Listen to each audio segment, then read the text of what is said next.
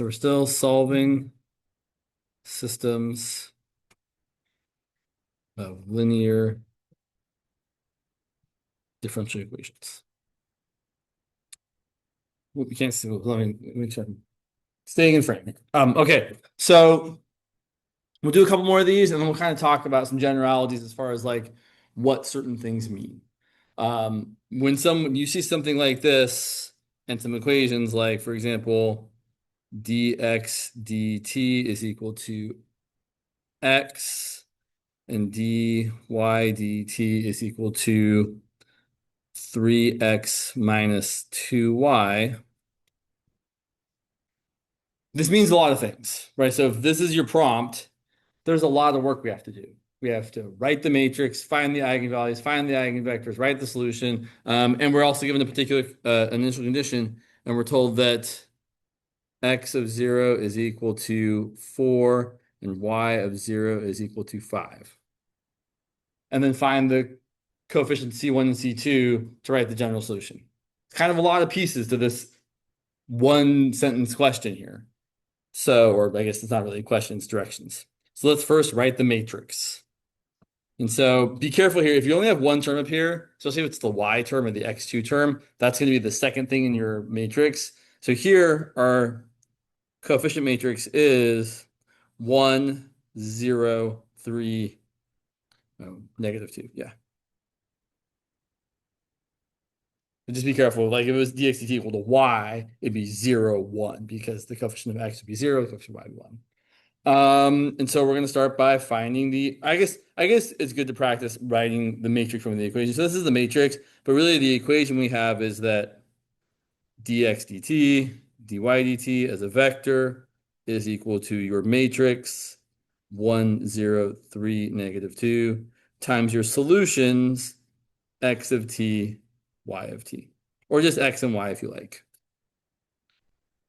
Let's find the eigenvalues.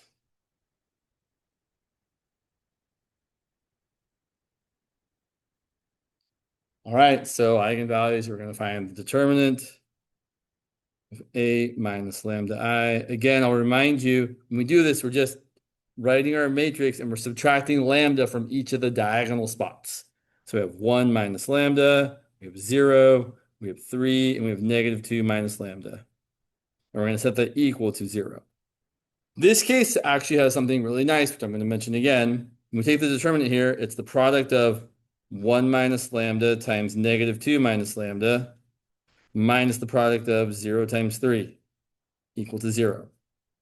If you are lucky enough to see a 0 there, don't multiply this out. It's already factored for you. All our equation really is 1 minus lambda times -2 minus lambda equal to 0, which is going to give us eigenvalues lambda 1 equal to +1, lambda 2 equal to -2. Doesn't really matter which one you call which. I'm just trying to make choices that aren't confusing. Especially if one of them's 1 or one of them's 2. I usually pick lambda 1 to be the one that might be 1 and lambda 2 to be the one that might be 2. The point I want to make, right, is if you have a 0 right here or there, so if you have a 0 in either one of these spots,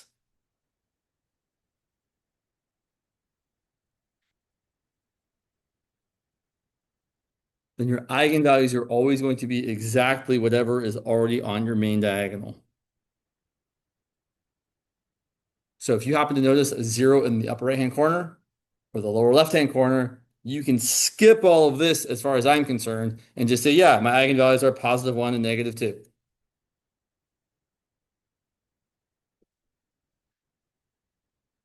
And it's because when you do this, it's always going to be that factor times that factor minus 0, which is just that factor times that factor, and it's already factored for you. So you're going to get 1 minus lambda equal to 0, which leads you to lambda equal to 1, and -2 minus lambda equal to 0, which is going to lead us to lambda equal to -2. We should still show all of it. Depends on how your instructor feels, to be honest. Like you will often see, I feel like I've often seen on exams at least 1 or 2 questions where some of your matrices have a nice 0 in the upper right-hand spot or lower left-hand spot. And the kind of expectation is that you get just, but yeah, I know what the eigenvalues are already. So, but yeah, you really should ask your instructor. about that, I guess. Let's find the eigenvectors. I should ask, has Dr. Lewis talked about how he wants you to find the eigenvectors? He doesn't care. You can find either way. Cool. Then we'll do it the way I like to do it. So eigenvectors. Again, we're solving A times our eigenvector that we don't know equal to lambda times our eigenvector that we don't know. So, and obviously I wrote this for lambda equal to +1. So our equation is going to be our matrix A, which is 1, 0, 3, -2, times the eigenvector that we're looking for. I usually like to label it X and Y, but you can call it anything you find. You can call it, I don't like using V1 and V2 because I'm already using V1 and V2. So you call it like, I don't know, some like V11 and V12, but it just feels notationally terrible. So I would use X and Y for another good reason as well, which we'll get to in a minute. That's going to equal 1 times XY. And while you don't need that one there, I do kind of like to write it for emphasis. Like, oh yeah, I know it's the eigenvalue times my eigenvector. So then our equation, so the first equation here actually isn't helpful. So my first equation is 1 times X plus 0 times Y equals 1 times X, which just gives me X equal to X. It doesn't actually give me any relationship between X and Y. What this really tells me is so far, X and Y could be anything. X is always equal to X, and my equation doesn't have Y in it. So sometimes, especially if you have a 0 up here or a 0 down there, usually one of these two eigenvectors, one of the equations won't help you at all. So you use the other one.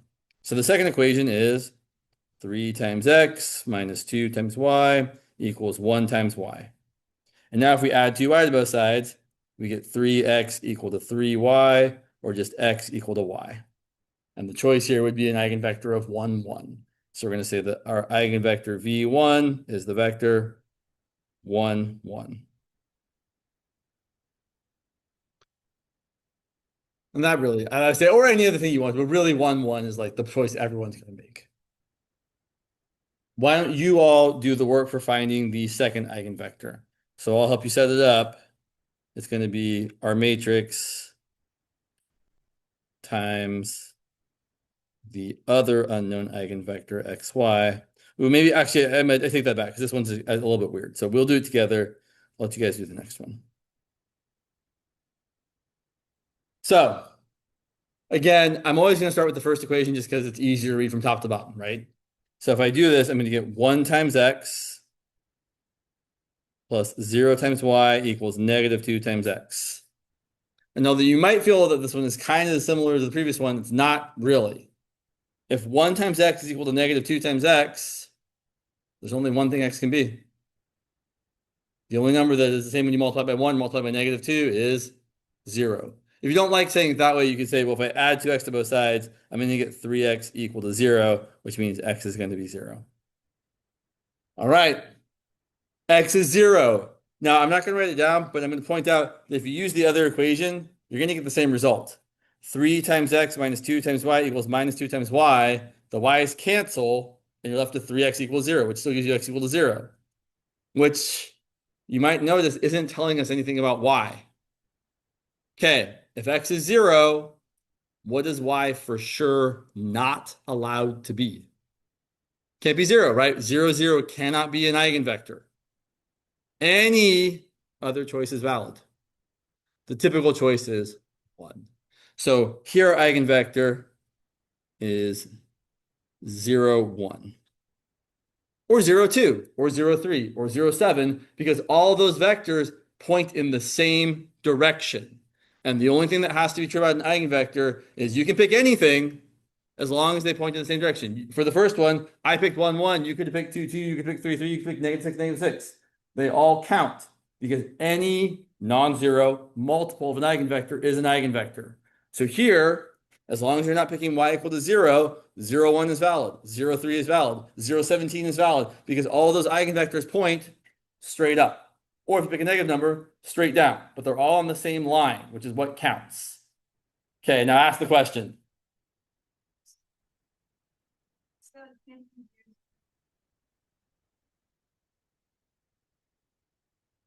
Everything she just said. Yeah. So the end result is that whenever you happen to have something like this, and again, it's almost only going to happen when you have a lower triangular matrix like this, where you have a zero in the upper right-hand corner, or an upper triangular matrix where you have a zero in the lower left-hand corner. That's almost always when one of your eigenvectors is either going to be having a zero in the x spot or having a zero in the y spot. And if you see a zero for one variable, you know, cool, I can pick anything for the other one. I'm just going to pick one. All right. Found the eigenvalues, found the eigenvectors. Now we're going to write the general solution. Maybe.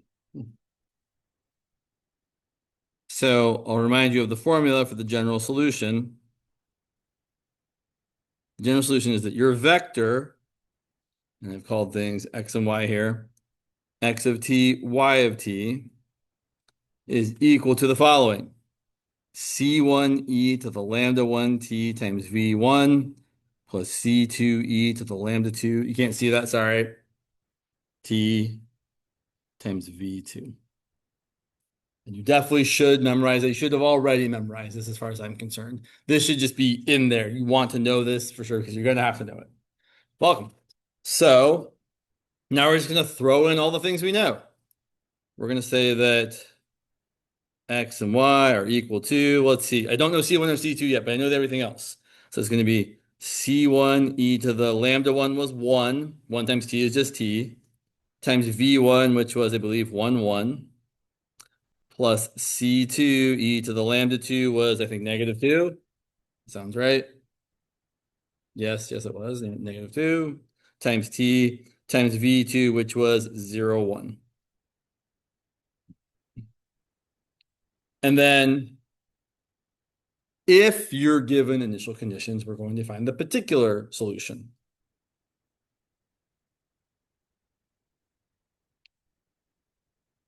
So again, we were given the initial conditions that x of 0 was equal to 4 and y of 0 is equal to 5. So we're just going to plug in t equal to 0 and 4 and 5 for x and y. So now our equation is going to look like x is 4, y is 5. And we get C1 times, okay, you shouldn't write e to the 0 here. We know e to the 0 is 1, and C1 times 1 is just 1. So you get C1 times 1, 1, plus C2 times e to the 0 times 0, 1. Oh, here we're in a really nice situation. When one of your eigenvectors has a 0 in it, it is super, super easy to solve for C1 and C2. Because your first equation here is 4 equal to C1 times 1 plus C2 times 0. Great, C1 has to be 4. There's no other choice. Your second equation is 5 equal to C1 times 1 plus C2 times 1.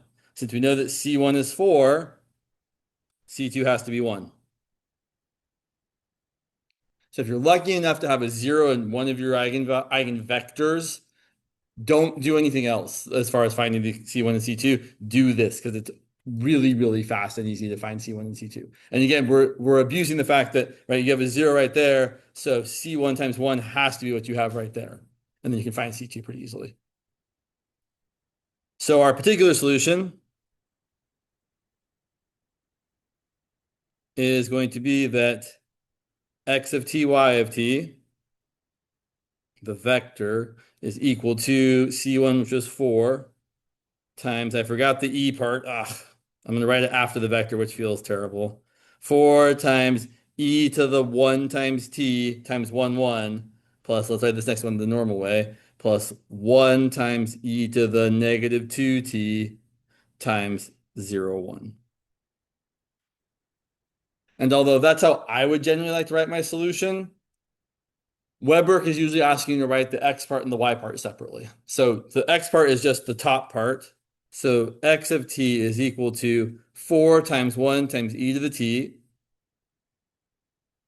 plus 1 times e to the negative 2t times 0. I feel like you shouldn't even really write that because that's just going to go away.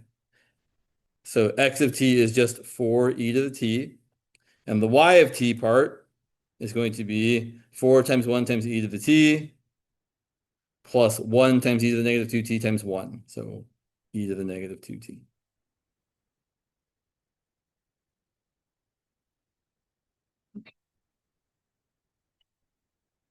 There's other things to say here.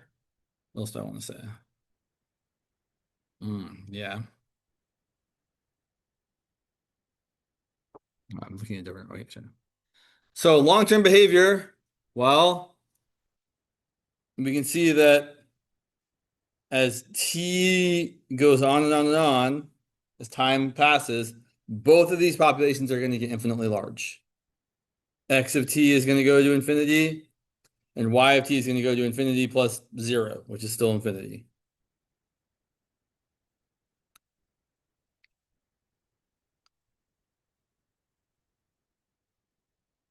I feel like there's something else I want to say here. Yeah, that's fine. That's fine. No, I don't want to do that.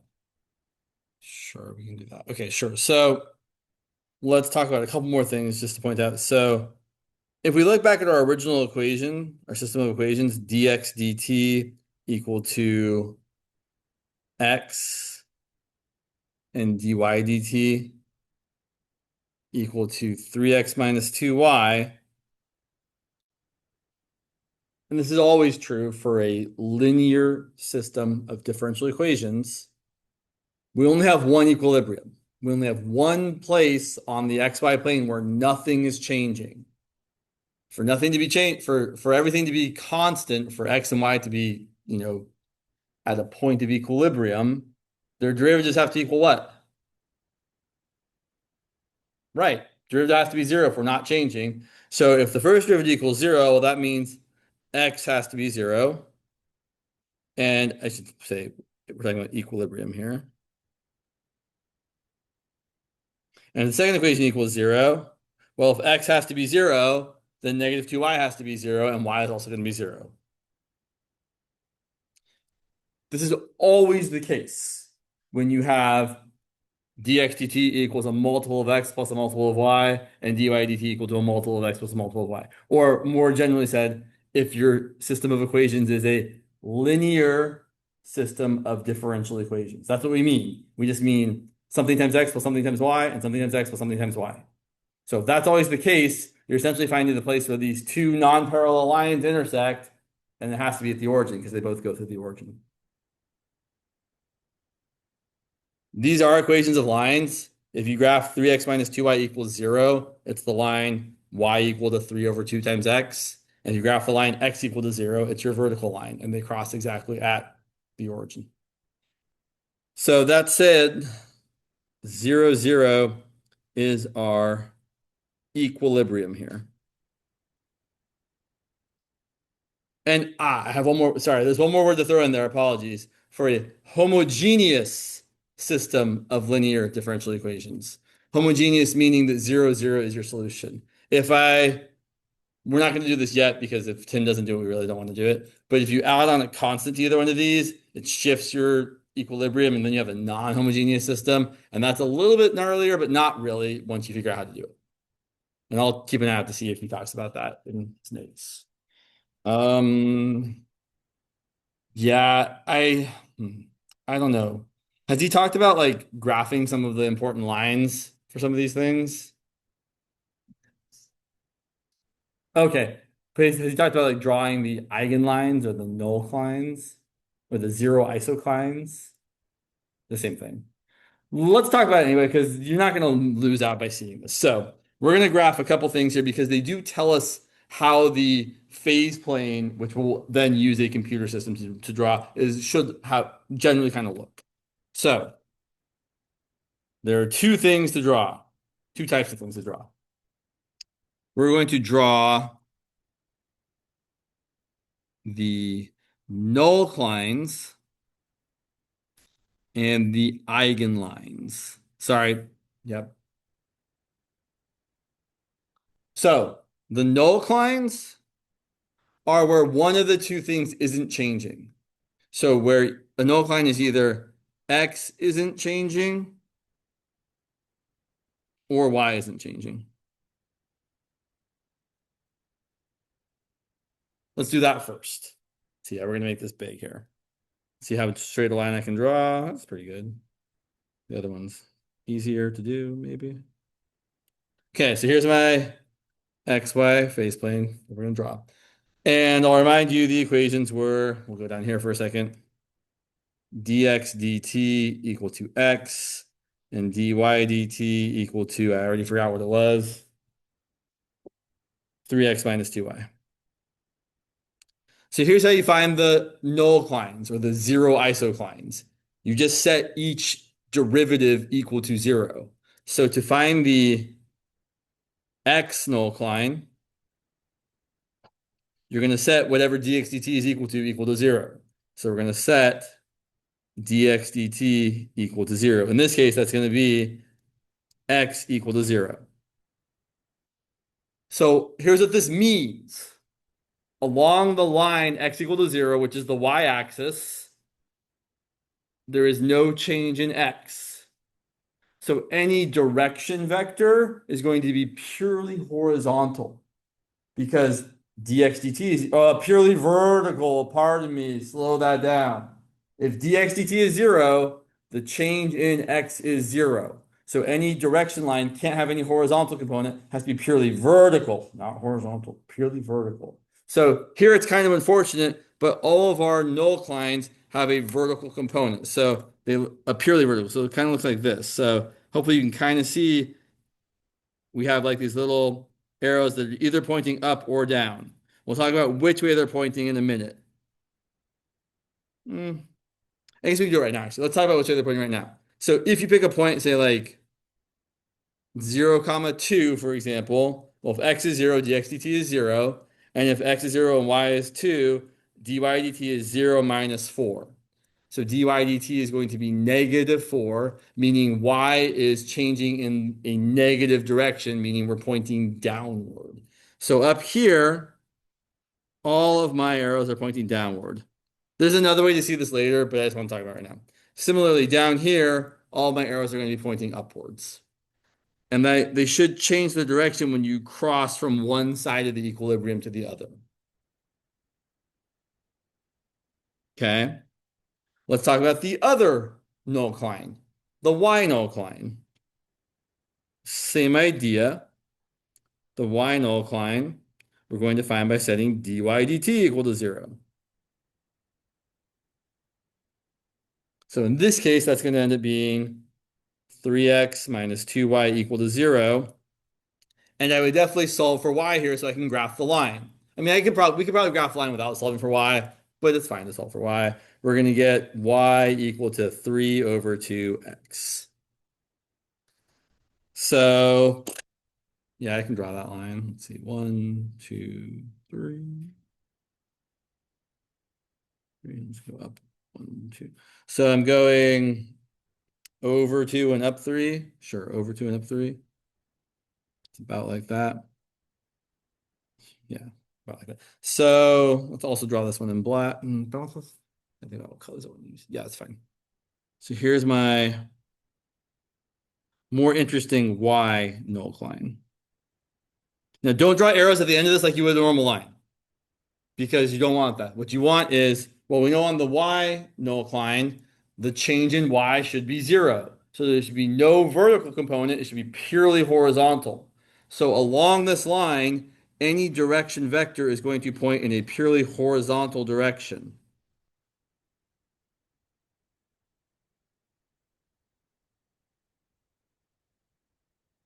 Now, hopefully it's obvious if I'm over here, I should say, hopefully it's obvious for this example. If I'm over here on one of these points on the line, the x coordinate is positive, so dx dt is going to be positive. Like for example, I plug in the point 2, comma 3, well, x is 2 and y is 3, so dx dt is going to be 2, positive, pointing in the direction that x is increasing, and dy dt should be 0, because that's how we found the point in the first place. So up here, all of my arrows point to the right, and all down here, all my arrows point in the opposite direction. And I'll say this again, for any situation like this where you've just got a basic system of linear differential equations, when you cross from one side of the equilibrium to the other side of the equilibrium, the direction of your purely horizontal or purely vertical thing should flip. All right, that's half the battle. Let's pause for a second. Questions so far?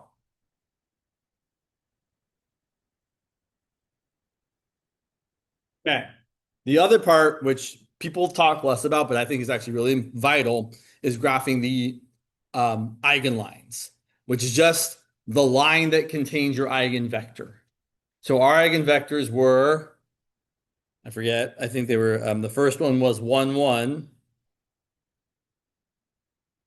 and the eigenvalue was positive 1, I think. Yeah. And the second one was -2, and the eigenvector was 1, 0, 1, sorry. Which that's going to be kind of unfortunate, but fine. All right, so 1, 1, I'm a little bit close here, but 1, 1 is over 3 and up 3. So it's more like hitting there. So here's my, I've kind of maybe drawn it a little more dramatically. So here's my eigenline for lambda 1 equal to positive 1. And I don't love that this is not perfectly straight, but I'll live. So if your eigenvalue is positive, all of your arrows point away from the origin, outward, because x and y are growing larger and larger and larger. Let's look back at our equation, our solution. When your eigenvalue is positive here, this part here, this 4e to the t, is going to get larger and larger and larger as time goes on because the eigenvalue of positive 1 means your x1 is going to get very, very largely positive. So you move away from the origin because your x and y values get bigger and bigger and bigger, not closer and closer to 0 and 0. On the other hand, for this negative eigenvalue, the that's going to mean that things do get smaller. So along that eigenline, you're going to move towards the origin because if you purely had that, your x and y would just get smaller and smaller and smaller as time got bigger and bigger and bigger. So along this eigenline where lambda is positive, you're going to move outward and you're moving directly in that direction of the eigenvector. One way you can justify that to yourself is when you multiply the matrix by the eigenvector, you end up getting a multiple of that eigenvector. So you get pointed in the same direction. Another way people say this is the eigenline or the eigenvector is the direction of strongest attraction or strongest repulsion. Meaning, if you're starting on that vector, you're either going to get pointed directly into the origin or whatever your equilibrium is, or directly away from the origin or whatever your equilibrium is. I'll show you that later in a minute, but we'll come back.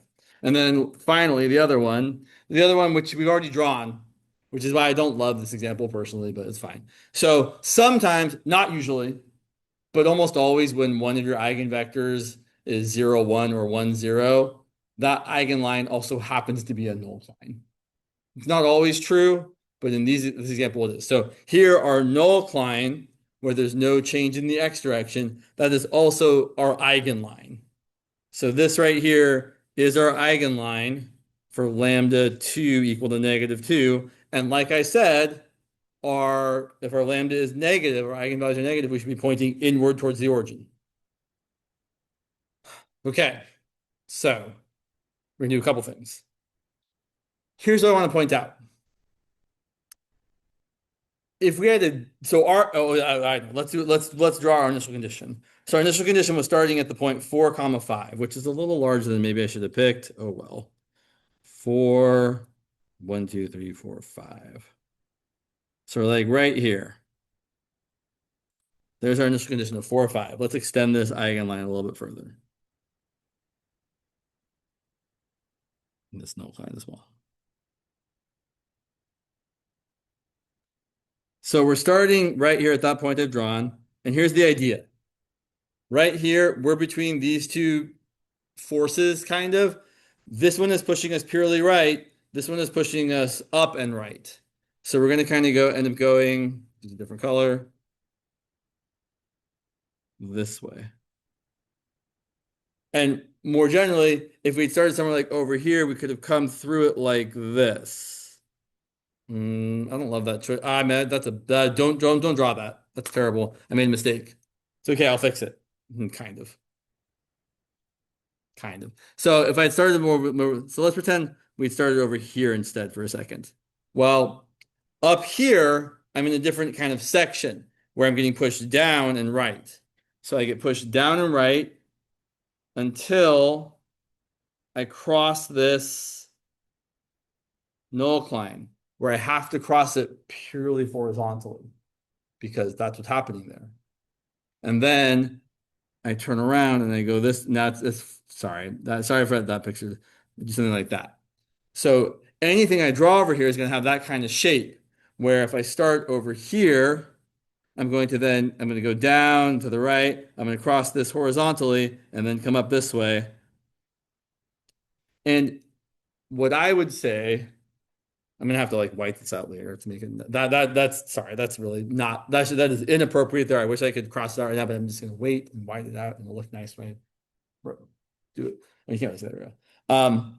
The eigenvector lines, the eigenlines kind of act like asymptotes in that as you move further and further away from or towards the equilibrium, you get closer and closer to that asymptote.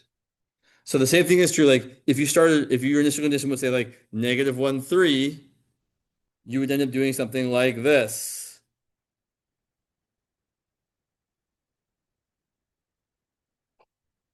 Or if you started, say, over here, you would do something wild like cross this horizontally, like that. Now, kind of atypically, we can't cross this null line because it's also an eigenline. And more generally, I should say, when you're drawing this thing, you cannot cross the eigenlines. The eigenline is kind of like this thing that either really, really attracts you. So once you've touched the eigenline, you're kind of stuck on it. So you can get really, really close to it, but once you touch it, you've kind of gotten sucked in. It's like a tractor beam, kind of. There's something else I want to say here. Give me a second. I know what it is. I just am not remembering what it is. Oh, I was going to draw one over here as well. Oh, I know what it was. Okay. So if we draw one over here, same kind of deal. It's going to look like that. So to me, this looks like what we would call a saddle. And it is. You've got this saddle behavior where you're kind of moving in one direction and away in another direction. And we'll say more about classifying later, but you always get a saddle if one of your eigenvalues is positive and one of your eigenvalues is negative, which corresponds to the determinant of your matrix being negative, which, if you remember, back when we were finding maxima and minima of functions of two variables, and you calculated capital D, which is the determinant of a 2 by 2 matrix, and when it was negative, you got a saddle. That is the same kind of thing happening right here. It's kind of neat. It's going to make connections. But what I wanted to point out is if you actually had an initial condition that started on one of these eigenlines, like let's say we did this problem again, but instead of giving you an initial condition of 4, 5, I said the initial condition was what was this eigenline 1, 1? Let's say my initial condition was 2, 2, right here. Let's go back and look and see what that would result in if we did that. So we don't have to do all the work again, but here's what we'll start with. We're gonna say, okay, we'll come back to this in a second. So maybe if I can move these pieces of paper out of the way. So we'll say now, we'll look back at our general solution without the coefficients. Our general solution was x of t, y of t equal to c1 e to the lambda 1 was 1 times t times v1, which was 1, 1, plus c2 e to the lambda 2, which was -2 times t times v2, which was 0, 1. And now we're going to say that our initial condition is x of 0 equal to 2 and y of 0 equal to 2. Now look what happens when we find our constants C1 and C2. Well, if I plug in 0 for t and 2, 2 for x, excuse me, and y, I'm going to get 2, 2 equal to C1 e to the 0 times 1, 1 plus C2 e to the 0 times 0, 1. And just like before, it's really easy to find C1 and C2 because we have a 0 somewhere. So here, if I look at the first equation, 2 is equal to C1 times 1 plus C2 times 0. So C1 is equal to 2. And then in the second equation, 2 is equal to C1 times 1 plus C2 times 1. But C1 is equal to 2, so that's 2. And 2 equal to 2 plus, that better be 0. So C2 is equal to 0. The point here is that if your initial condition starts you out on one of the eigenvectors or one of the eigenlines, you're going to stay on the eigenline forever because the other eigenvector isn't even going to come into play because that coefficient is going to be 0. So here, our general solution, or sorry, our particular solution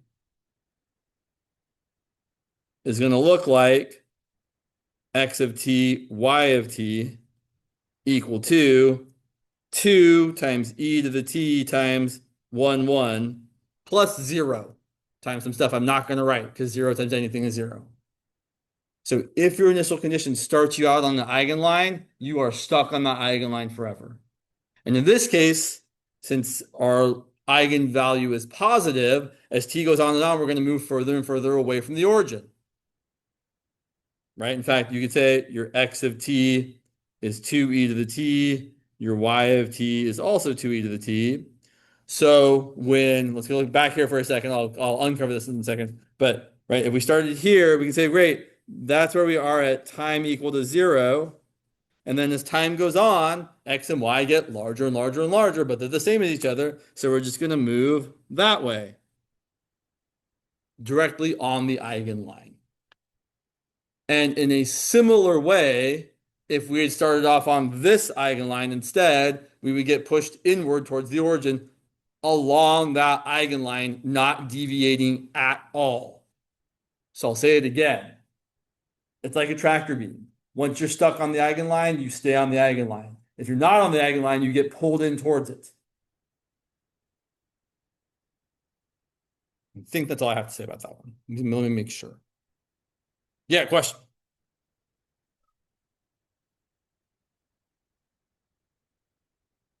Yes. So there's two different things at play here.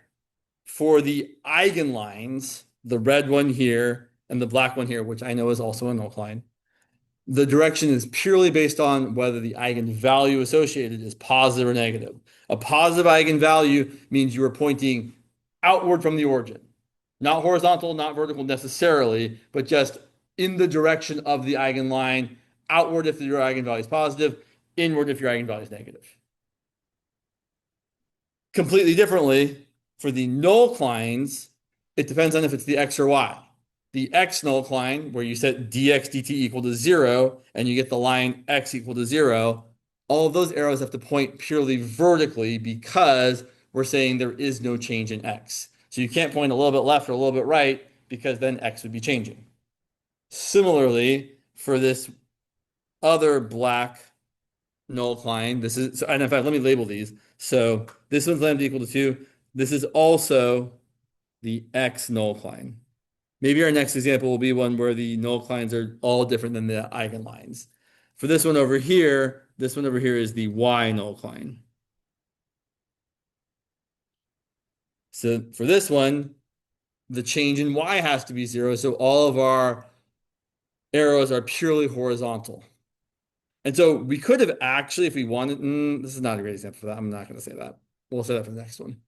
So, and then we plugged in the point to figure out if they're going right or left. Although usually you can kind of get it without doing that based on other things we'll talk about in a minute. Good question. I like that question. I thought there was something else I wanted to point out.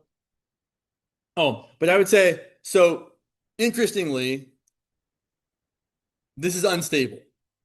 You don't move towards the origin unless you happen to start exactly on the eigenline associated with the negative eigenvalue. So if you happen to start right there, you're kind of like balanced on this peak and you move like you're on this ridge line and you just get to move very carefully straight toward the equilibrium of the origin. But if you deviate just a little bit, you fall down the side of the peak way off to whichever direction you're going. So as soon as you're off of this, even just the tiniest bit, you get pushed away in the direction of that. That's our saddle. So saddles are unstable. And you get a saddle when one eigenvalue is positive, one eigenvalue is negative. Cool. It's a good example. I like that example. Is there anything else I want to say about this? I don't think so. Yeah, okay. This next one, sure, this next one's fine. All right. So let's look at another example. And I feel like this next example might have been the example I briefly mentioned at the end of class last week. I said we were not going to do all the work. We're just going to say what it is because I wanted to like say something. Let's do that example because I do think the graph will be nice and will show us more stuff. We were gonna look at the actual graph of this on my computer. One second here. Let's do the easy one. Right, yeah, this one's easy. So just to take a look here, yeah, this one's fine, but I do think the other one's better. Oh well. So let's see. Our equation was dx dt equal to x and dy dt equal to 3 times x minus 2 times y. And we can graph the phase plane, maybe. Yeah, there we go. And so it looks like that, which, yeah, you can kind of see how it has the same sort of look as with the thing I just drew. It's easier to see if you start plotting some trajectories. So if you just click anywhere, like we could plot at 2 comma 3, right? There's a trajectory that, oh yeah, that looks like what I was kind of talking about. Or if we go over to our initial condition, which it's kind of too big for this, but like all these trajectories, you can see how we gravitate towards the eigenline of y equal to x. Kind of cool. Anything else we need to do up here? No. This one, I don't love this one in that it doesn't easily, you can't like just show the eigenlines. Where some of the other ones that you can find to do this kind of graphing, it'll say plot the eigenlines and they just show or the null lines as well. You can also show the null lines, which I think are very useful to kind of just have there. But this one doesn't have that. Oh well, there's a lot of. You can also download something, I think it's called like P-plane, which has much more functionality, but you have to download it and it's fine. All right, let's look at one more example. So let's say we have the following system of equations. dx dt equal to negative 2x plus y, and dy dt equal to 2x minus 3y.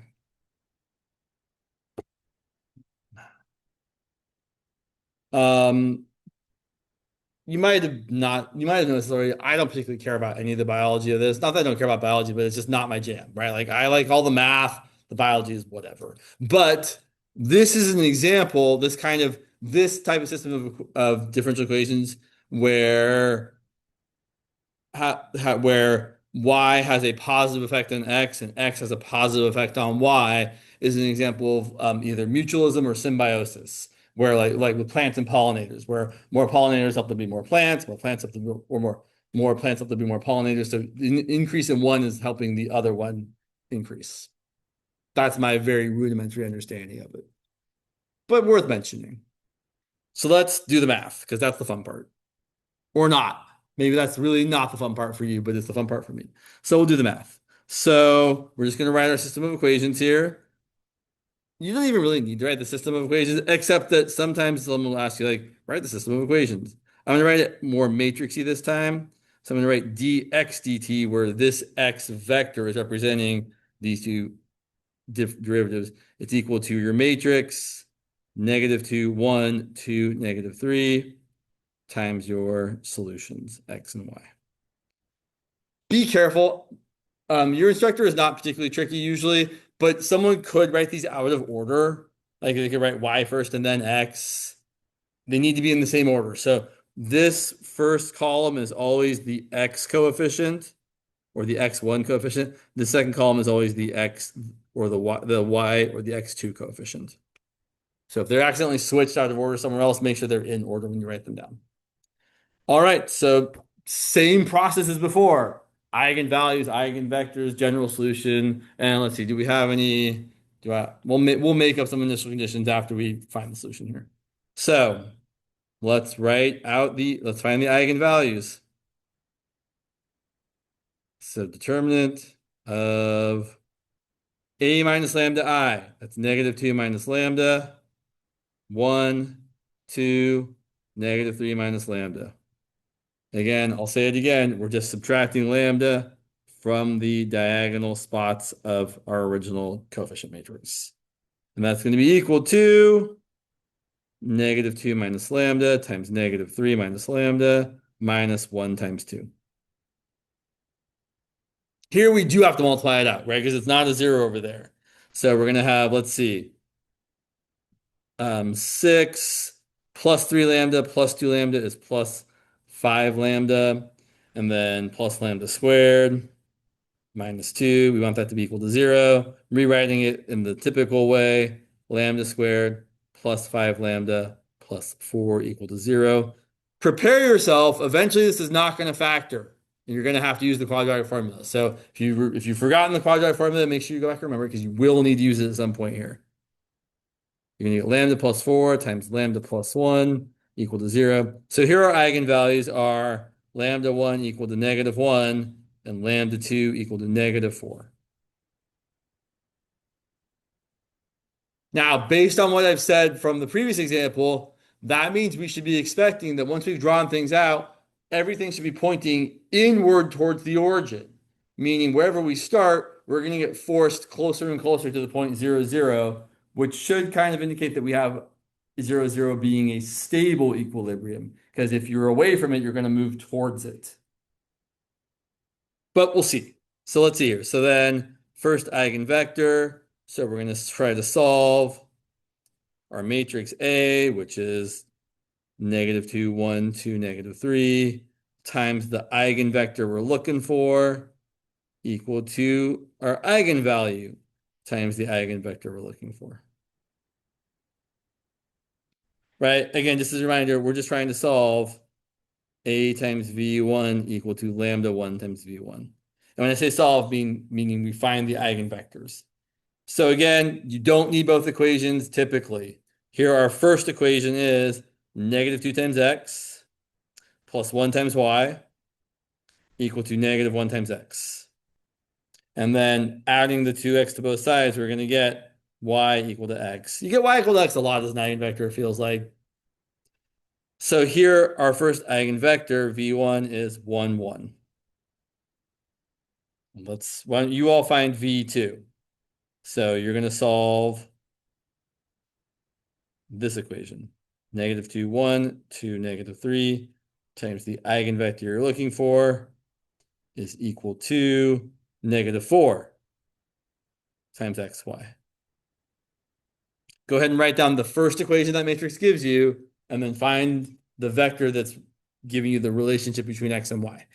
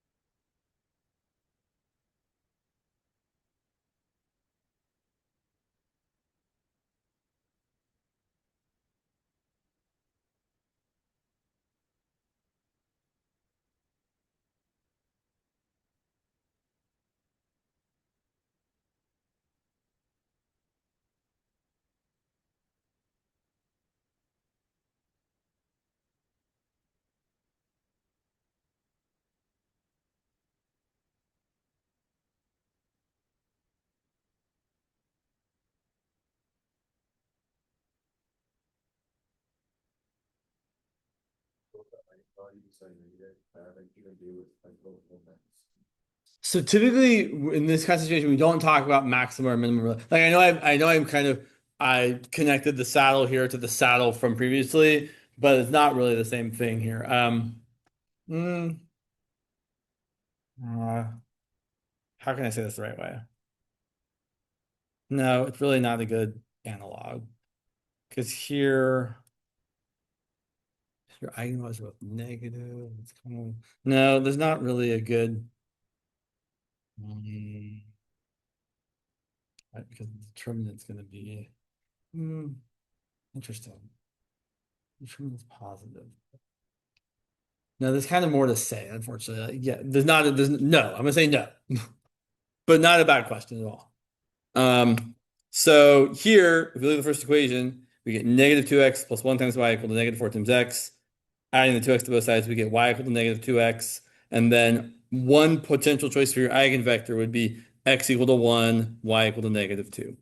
Although x equal to -1, y equal to +2 is also an equally valid choice. And yes, any other choice is also valid. But again, we try to make the choice where your X and Y are the smallest possible integers that you can pick. So we've got our eigenvalues, we've got our eigenvectors. Let's write our general solution.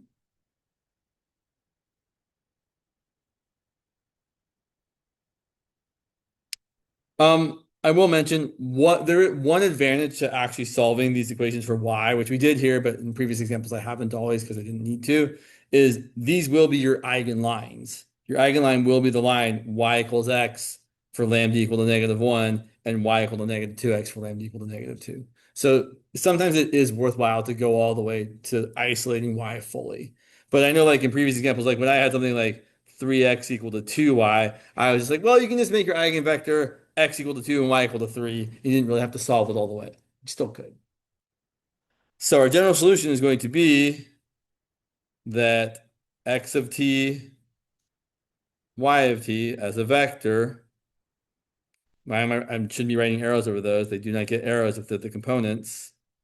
X of t, y of t is equal to c1 e to the, let's see, lambda 1 is -1 times t times v1, which was the vector 1, 1, plus c2 e to the lambda 2, which is -4 times t, times v2, which was 1, -2.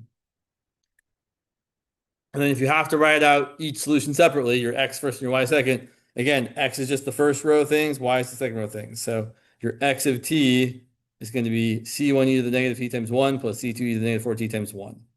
So c1 e to the -t plus c2 e to the -4t. And your y of t, this it feels less important to do when you haven't found any coefficients, but I decided this at the moment. Your y of t would be, I don't know why I keep writing arrows above those. It's just because I keep thinking vectors. Those are not vectors. They shouldn't have arrows above them. Sorry. That's x without an arrow above it.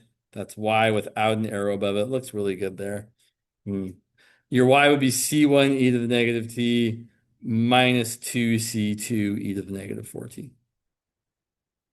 And you can see that since both e to the whatevers have negative coefficients of t, that as time gets larger and larger, e to the negative big number is going to get really, really small. So both of these go towards 0 as time goes on and on and on. So we go towards 0 as time goes to infinity.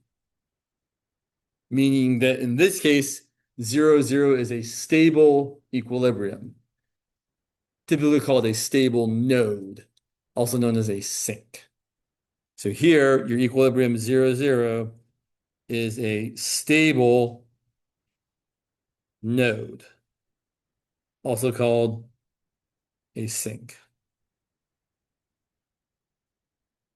Saddle is just a saddle.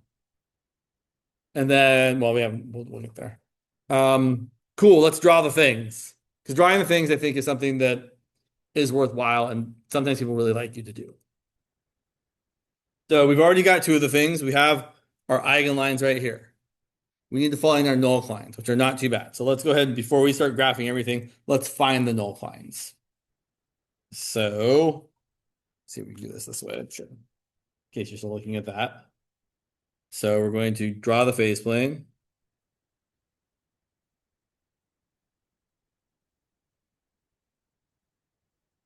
And first of all, let's find the null lines. So I'll remind you that our equations were dx dt equal to -2x plus y, and dy dt equal to 2x minus 3y. So the x null line is going to be setting this equal to 0.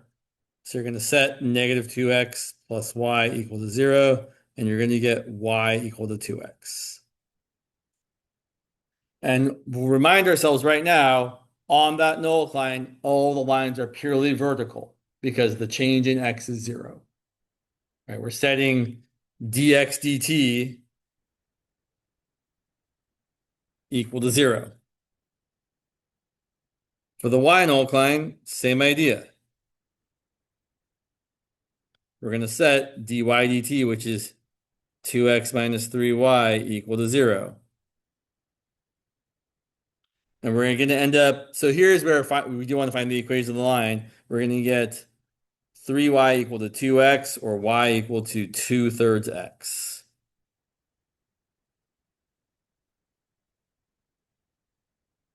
And that's your y null line.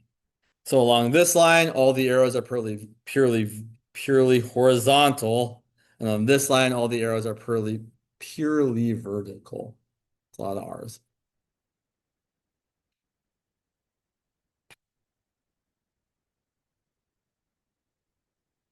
I'll remind you of what the eigenlines are. The eigenlines for lambda 1 equal to -1, the eigenline was y equal to x. Or you could say the eigenvector was 1, 1. You could even just draw the eigenvector and then draw the line that contains it. That would also work just fine instead of trying to draw the line like this. And for lambda 2 equal to -4, the eigenline was y equal to -2x. Now we're going to try to put it all together on one big graph. Okay, so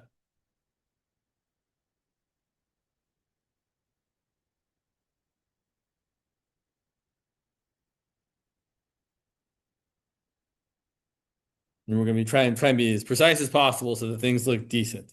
So we got y equals x, y equals 2x, y equals -2x, and y equals 2/3 x. Okay. So let's do y equals 2. Let's do y equals x in blue because that's easy. So here's y equals x.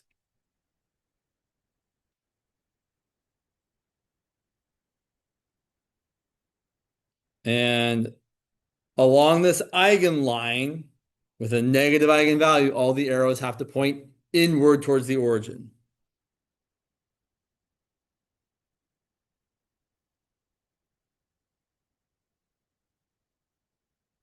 So don't make the mistake I sometimes make of drawing a line and then drawing arrows at the end pointing outwards, because that's not right here. And that's for lambda 1 equal to -1. And we'll do the other eigenline in red. That's going to be y equal to -2x. So let's see, we're going like that. That looks pretty decent. So it'd be good to have a ruler or something. And again, we're still pointing inwards. This is lambda 2 equal to -4. And we're looking like, oh, that doesn't look quite as steep as I wanted it to look. Oh, well. Sometimes that's the way things look.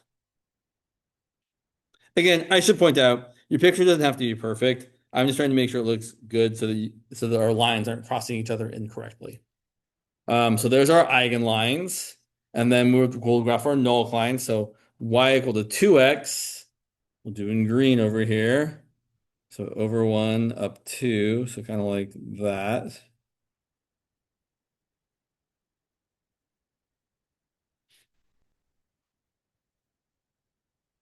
All these lines should cross at the origin. Now on this x null line, where dx dt is equal to 0, that means there's no horizontal movement. It's purely vertical. So any direction line is going to be either pointing upwards or downwards. Now let me ask you, based on the observation that both of our eigenlines are pointing inward towards the origin, if I draw the arrows here, should they be pointing up or down? Down, right? They're going to get pushed downward also in the direction of the stable equilibrium here. And similarly, down here, all of our arrows should point upwards, purely upwards. And then for our last null line, y equal to 2/3 x, which is a little shallower than y equal to x, it's going to maybe look like, let's see, over 3 and up 2. Sure, that looks fine.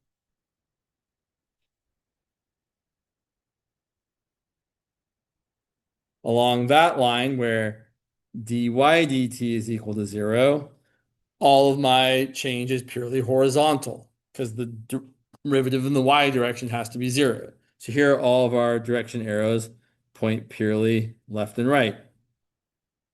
Specifically, over on this side, they should be pointing to the right, to the left. Oh my God, to the left, pointing towards the direction of the stable equilibrium.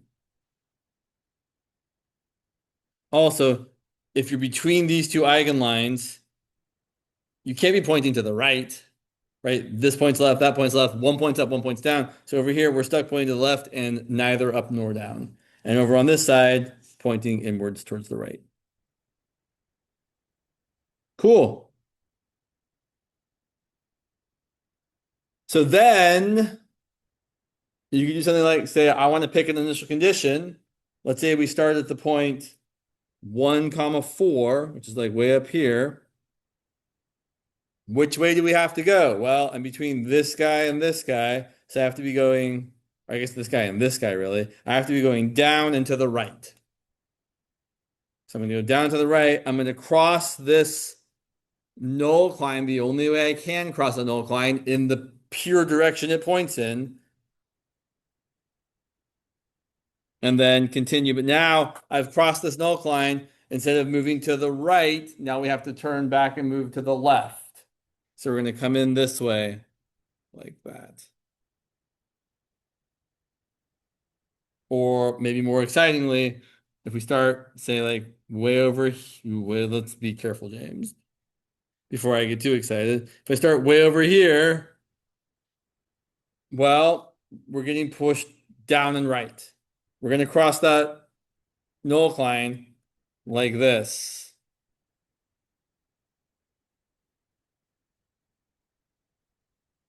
Kind of cool. That's kind of neat. Like I'll say, after many years of practice, it's kind of neat. I've done this a few times. Like, oh, now it's kind of fun. The first time I did this, it was like, what's going on? It was kind of confusing. But if you practice it enough, it definitely starts to make some sense as far as what's going on. So again, I'll point out here, both our eigenvalues were negative. We have a stable equilibrium, which is called a stable node. Specifically, it's a node because our eigenvalues are real negative numbers. Later on, when we start talking about complex eigenvalues that have a real and an imaginary part, we'll still want them to be negative or have a negative real part so that the e to the whatever times t still gets smaller and smaller and smaller, gets closer to zero. But the imaginary part is something we'll have to discuss. It does do something. It gives us, instead of kind of just going directly into the origin, it kind of makes you spiral around it and go in that way. Or if it's unstable, spiral around outwards.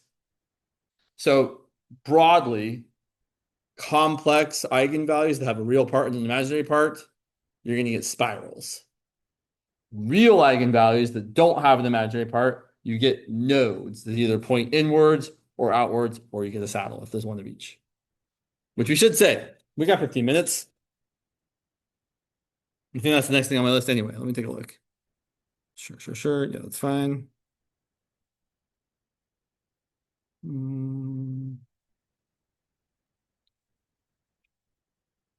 I'll say one more thing here. Something I could have done that would have been smart if I'd thought about it is if you actually have an actual initial condition, like let's say that this initial condition here was the point, I don't know, it looks like I've gone left about, I don't know, 6-ish and up about 3-ish. Let's say this was the point like -6, +3.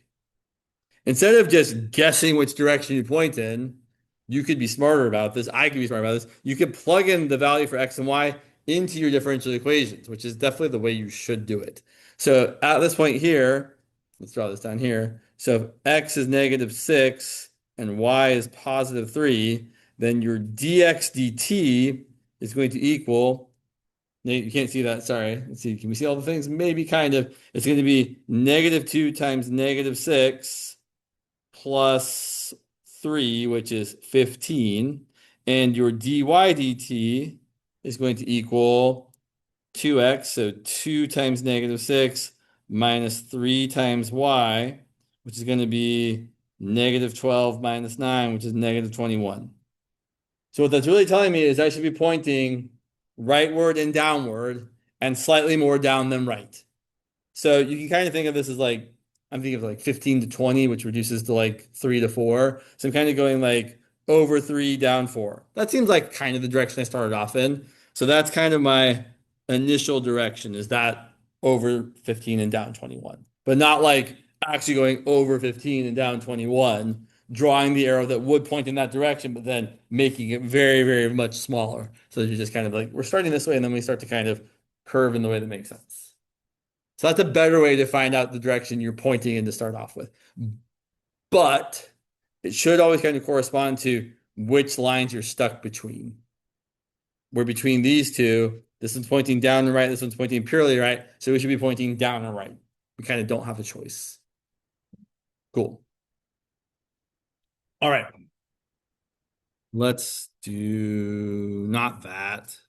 That's terrible. Yeah. So the last thing I'll say in our last 11 minutes here is the classifications of stability, which we've already alluded to many times here, but let's actually spell it out. So, classifications of stability.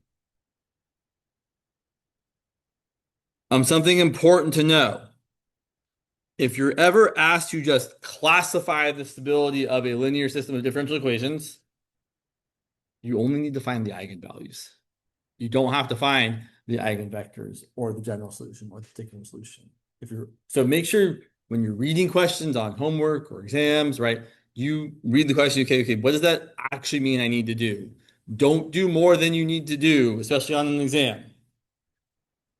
All right, so for real eigenvalues, and we do emphasize that they have to be real here because later on they're going to not be real, they're going to be complex. For real eigenvalues, there are 3 possibilities.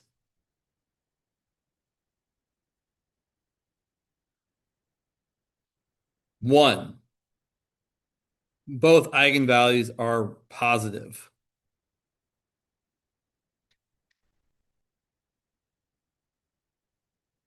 We're going to draw a very basic picture with just some assumptions about where things are that might not actually be true.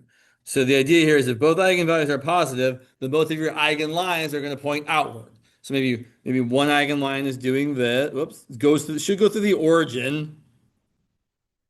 Maybe one eigenline is doing this. There's your V1, and maybe the other eigenline is doing something like this. And yes, they should actually go through the origin. There's your V2. So if both eigenvalues are positive, then your equilibrium, which is 0, 0,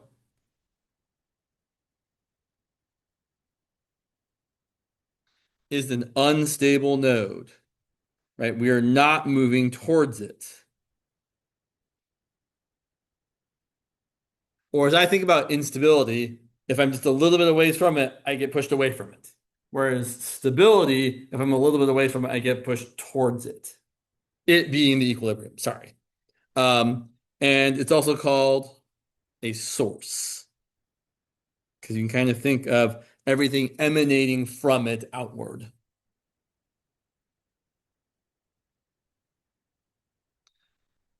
And then the next one is what we just kind of saw. So if both eigenvalues are negative,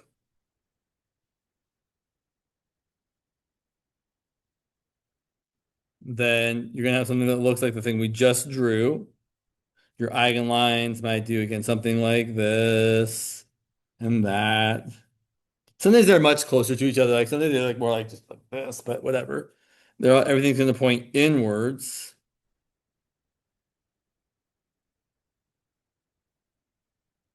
And you have your V1, your V2. And here, if they're both negative, then the equilibrium, which is still 0, 0, is a stable node, also called a sink. Oh, shoot, I forgot to plug in my computer every time, it seems like. Oh, it's not. I didn't forget to plug it in. I plugged it into the plug that doesn't work.